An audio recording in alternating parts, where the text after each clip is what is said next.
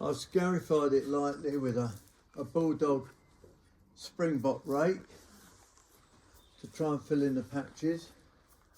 I'm now overseeding.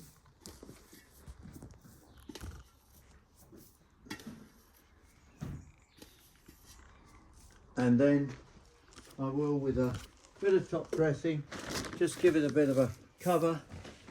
It's a light top dressing of sand, soil and compost.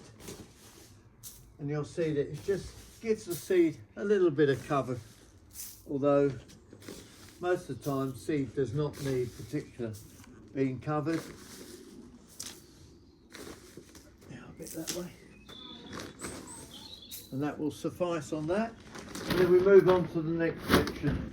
And if we do a metre or so at a time, this way you don't necessarily have to walk on anything that you've done.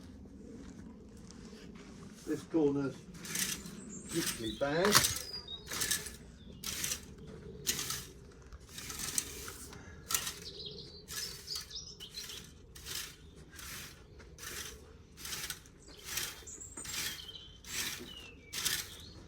Can you just point out that you've got to go around the...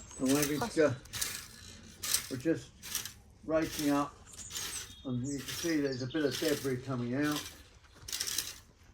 We'll do about 1.5 metres again towards this direction now, and we're going round where the robot mower lives as well. Well, he lives. When the grass is growing, hopefully we'll be back here mowing the lawn. I'll tell you what, robot mowers are really brilliant.